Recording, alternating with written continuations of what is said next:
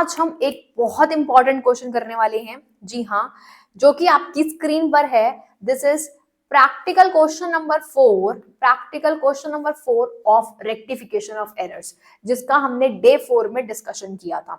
ठीक है, आ जाओ। इस क्वेश्चन में कुछ इंपॉर्टेंट ट्विस्ट है and it is most important question with respect to exam as well. जी हाँ, तो इसको जरूर जरूर करके जाना बच्चा, छोड़ के बिल्कुल मत जाना, इंपॉर्टेंट क्वेश्चन है, mark my words.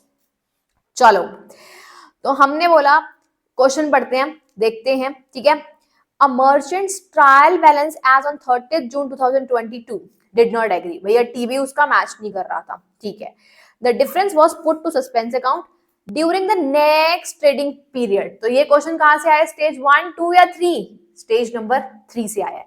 Stage number 3 कहता है अगर कोई भी मेरे पास नॉमिनल अकाउंट आएगा तो मैं उसको कहां रूट कर दूंगा, profit and loss adjustment account में। इतनी बात क्लियर है। अगर किसी बच्चे को ये बात नहीं पता तो मेरा डे 4 वाला वीडियो पक्का पक्का से चेक कर लेना। ठीक है, और कह रहे हैं फॉलोइंग एरर्स हो गई डिस्कवर्ड।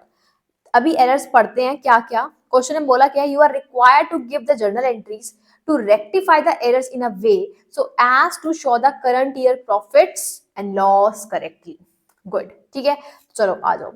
तो मैं यहाँ पर अभी आप लोगों को जर्नल एंट्री का फॉर्मेट नहीं बता रही हूँ। ठीक है, सिंपल मैं जर्नल एंट्री करती चली जाऊंगी, मैं फॉर्मेट नहीं बना रही हूँ, बट हाँ आप लोगों को पेपर में बनाना है, बिकॉज मुझे इस वीडियो को बहुत जल्दी से आप लोगों को समझानी है एडजस्टमेंट। ठीक है, चलो पढ़ते हैं। पॉइंट नंबर फर्स्ट क्या कह रहा है, कहता है the total of the purchases book of 1 page 4539 was carried forward to the next page as 4539। भैया आपकी परचेजेस बुक का टोटल कितना था, 4539। आप दूसरे पेज पे चले गए, आपका टोटल था, कर दिया आपने 93, आपने बढ़ा दिया। परचेजेस आपने 954 से बढ़ा दिए। मैम इनका डिफरेंस क्या है, बेटा इसका डिफरेंस है 54। ठीक है, तो 54 से अगर मेरा परचेजेस का बैलेंस बढ़ के दिखा रहा है, एक्चुअल में तो बढ़ना नहीं चाहिए, तो मेरे को परचेजेस को क्या करना पड़ेगा, क्रेडिट। और ये मेरी है कैसी, कौन से डुअल एंट्री है या single entry, it is a single entry, क्योंकि वो सिर्फ परचेजेस बुक की बात कर रहा है जो कि अननेसेसरी एक्सेसिव आ रही है। ठीक है, तो मेरे यहाँ पर एंट्री सस्पेंस अकाउंट से आएगी पहली बात तो एंट्री होगी मेरे पास सस्पेंस अकाउंट डेबिट, और जो आपने परचेजेस बढ़ाकर दिखा दी थी, जो परचेजेस बढ़ाकर दिखा दी थी, मतलब 593 दिखाई है, होनी थी 39, तो आपको अब परचेजेस को कम करना पड़ेगा। जी हाँ, तो आप सस्पेंस अकाउंट डेबिट टू क्या कर दोगे, परचेजेस कितने अमाउंट से, डिफरेंस अमाउंट से, और डिफरेंस अमाउंट है क्या स्टूडेंट्स, दैट इज 54।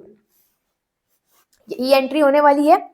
लेकिन अब मुझे ये बात बताओ कि परचेजेस अकाउंट, अब क्या इस अकाउंट में, क्या इस जर्नल एंट्री में कहीं पर भी नॉमिनल अकाउंट आ रहा है, मैडम आ रहा है, कहाँ आ रहा है बेटा, परचेजेस में, तो उसको मैं क्रॉस कर दूंगी। मैम पेपर में भी ऐसे क्रॉस करके दिखाना है, जी नहीं, पेपर में आप सिंपल एंट्री करोगे suspense account debit to profit and loss adjustment account.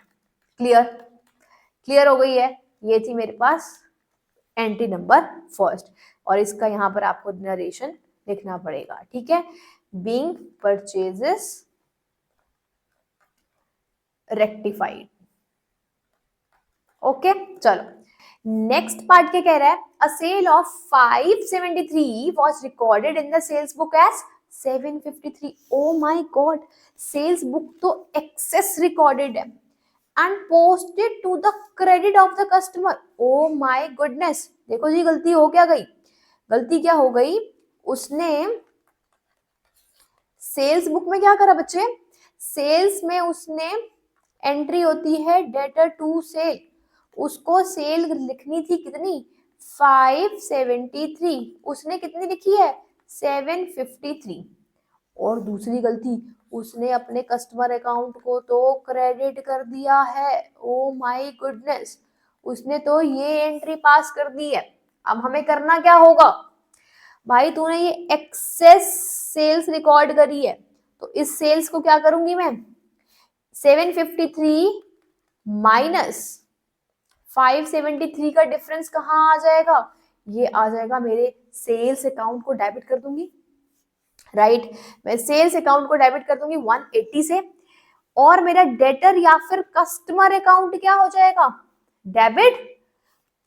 भैया सबसे पहले तो इसका रेक्टिफिकेशन ठीक करो, ये इसका इफेक्ट खत्म हुआ एक बारी, फिर एक्चुअल में इसको करना है कितने से, 573 से, तो मुझे बताओ इसका आंसर क्या आएगा, कैलकुलेटर में बताओ फटाफट से, इसका टोटल क्या आएगा, that is 753 plus 573, that is 1326। आपको समझ में आया, डेटर टू सेल्स, उसने गलती से सेल्स को एक्सेस रिकॉर्ड कर दिया था, जो एक्सेस वाली सेल्स थी उसको हमने डेबिट कर दिया, उसने गलती से कस्टमर को क्रेडिट कर दिया था 753 से ही, तो 753 को इफेक्ट हटाने के लिए मैंने कस्टमर अकाउंट को डेबिट करा, बट एक्चुअल में डेटर को डेबिट भी करना था कितने से, 573 से, इसलिए हमने उसको अगेन डेबिट कर दिया।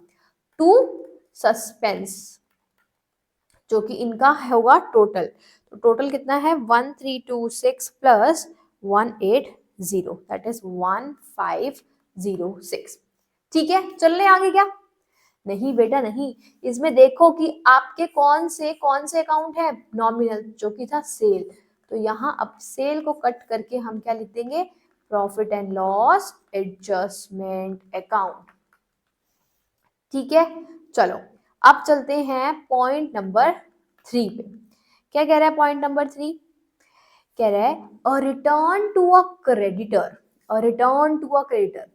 510 was entered in the sales inward book। oh my goodness, आपने क्रेडिटर को रिटर्न करा 510 का, और आपने सेल्स रिटर्न बुक में एंटर कर दिया है, however the creditor's account was correctly posted। कहते क्रेडिटर का अकाउंट तो भैया ठीक से रिकॉर्ड कर रखा है, रिटर्न टू अ क्रेडिटर, आप किसको रिटर्न कर रहे हो, क्रेडिटर को, तो ये है क्या, परचेज रिटर्न है, परचेज रिटर्न है, राइट।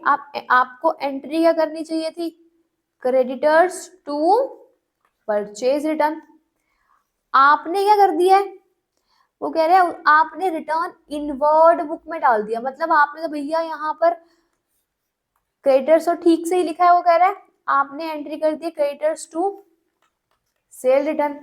अब ठीक कैसे करें इसको, तो कितने की थी, 510 की थी, तो सेल्स रिटर्न में आपने गलती से डाला,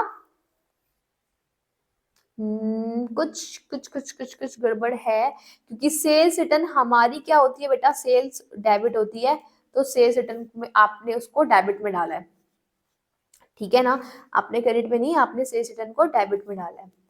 अब करेंगे क्या, रेक्टिफिकेशन एंट्री कैसे पास करेंगे, भैया जो गलती से सेल्स रिटर्न बुक को डेबिट कर रखा है उसको तो क्रेडिट करना पड़ेगा 510 से, और जो ऑलरेडी परचेज रिटर्न में आना चाहिए था वो आप परचेज रिटर्न बुक में डालिए 510, करेक्ट, क्योंकि सेल्स रिटर्न तो भाई डेबिट ही होता है ना, तो सेल्स रिटर्न तो उसने डेबिट ही करा है, तो उसका इफेक्ट खत्म करने के लिए मैंने उसको क्रेडिट करा, और इसको तो ऑलरेडी बुक्स में आना ही था, और ऊपर सस्पेंस अकाउंट डेबिट हो जाएगा, तो मेरे पास अमाउंट कितना आएगा, 510 प्लस 510, दैट इज 1020।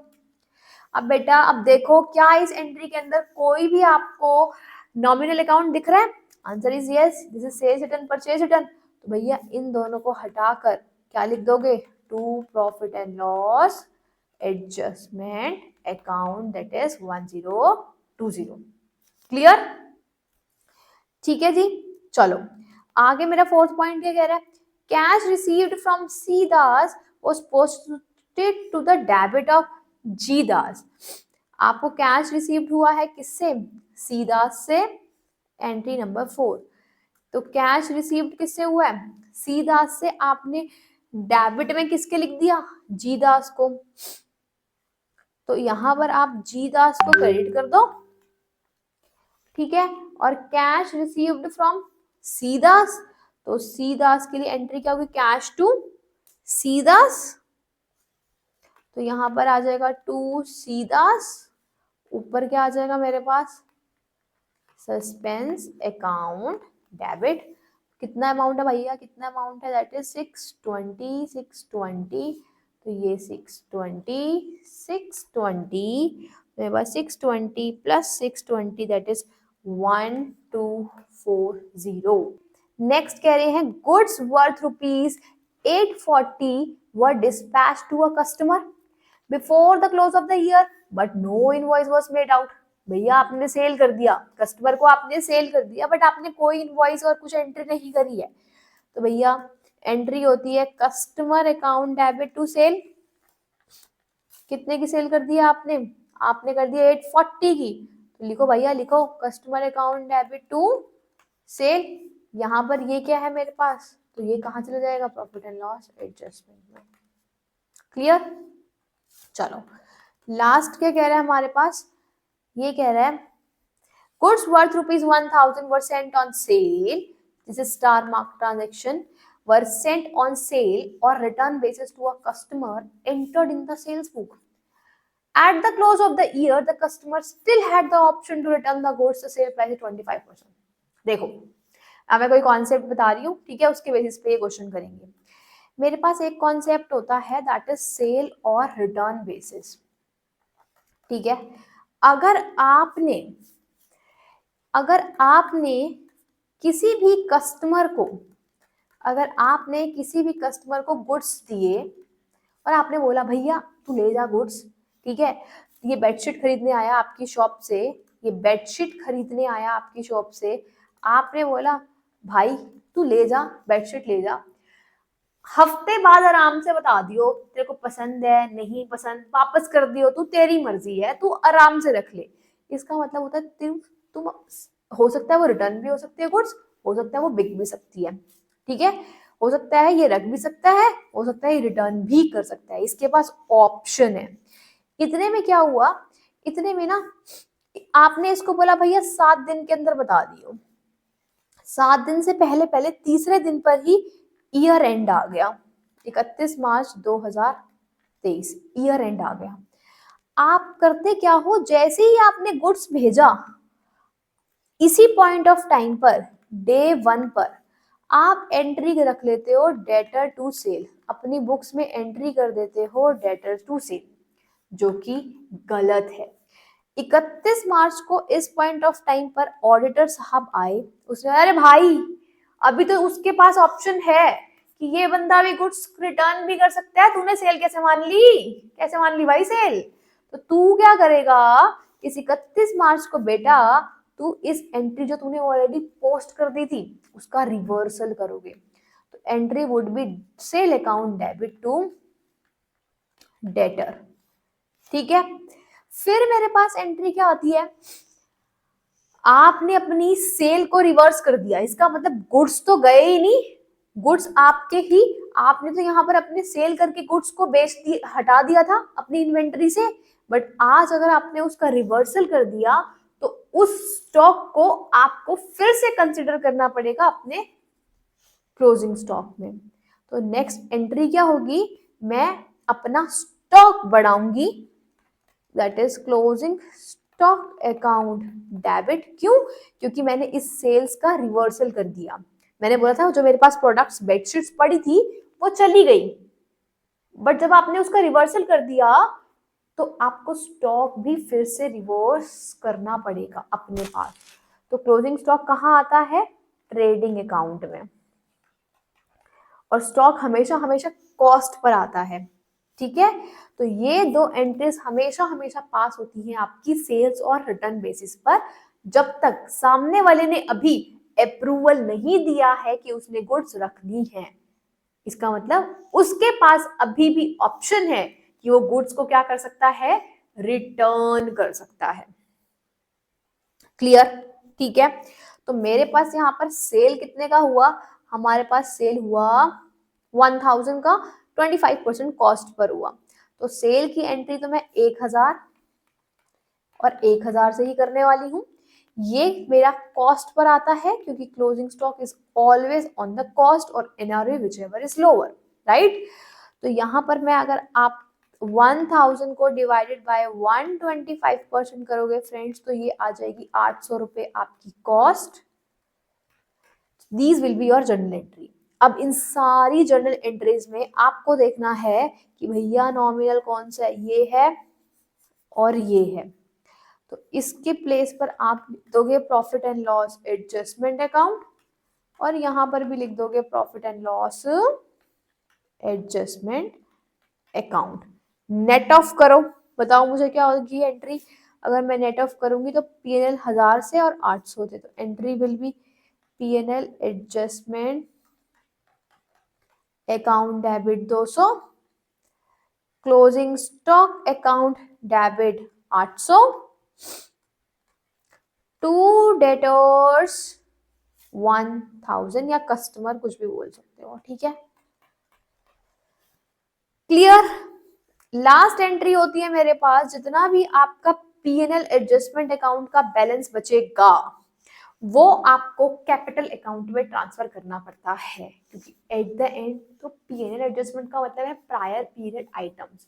तो इनके एडजस्टमेंट का जो भी बैलेंस होता है वो हम एट द एंड तो कैपिटल में जाता है ना, प्रॉफिट एंड लॉस, तो सारा सारा हम कहाँ रूट कर देंगे, प्रॉफिट एंड लॉस अकाउंट में। तो अभी तक आप देख सकते हो जितना भी हमारे पास पीएनएल एडजस्टमेंट्स का डेबिट क्रेडिट जो भी बचेगा वो आप कैपिटल अकाउंट में ट्रांसफर कर देना, ठीक है। तो पीएनएल एडजस्टमेंट जैसे यहाँ पर आ रहा है मेरे पास ये डेबिट का, अगर मैं टोटल करूँ तो देखो डेबिट का पीएनएल एडजस्टमेंट एक आ रहा है मेरे पास ये 200, और देखो फिफ्थ एंट्री में कहीं था क्रेडिट था 840, लिख लो चलो, क्रेडिट बैलेंस था मेरे पास 840। उसके बाद आगे चलते हैं, यहाँ नहीं है, यहाँ पर है, यहाँ पर है, क्रेडिट है 1020, क्रेडिट है 1020, थर्ड में क्रेडिट है 1020, ठीक है। चलो आगे चलते हैं, आगे चलते हैं। मेरे पास सेकंड में कुछ है क्या, सेकंड में मेरे पास हाँ है, पीएनएल एडजस्टमेंट का बैलेंस है 180 डेबिट में, 180 डेबिट में, ठीक है। आगे चलते हैं, मेरे पास कुछ है क्या, हाँ है 54 क्रेडिट में, ठीक है, ठीक है, ये आगे 54 क्रेडिट में। चलो अब इसका टोटल करते हैं, टोटल कर लो 840 प्लस 1020 प्लस 54, 1914, क्रेडिट का बैलेंस आ गया 1914, और इसका बैलेंस क्या है 200 प्लस 180 दैट इज 380, तो मेरे पास आ गया है that is minus plus 1914 that is debit में कम बैलेंस है 1534, ठीक है, डेबिट का बैलेंस कम है इसलिए मैं पीएनएल एडजस्टमेंट अकाउंट को कर देंगे डेबिट, कितने से 1534, कहाँ रूट कर देंगे टू कैपिटल अकाउंट में 1534। Clear. Most important question of rectification of errors. All the best friends, bye bye.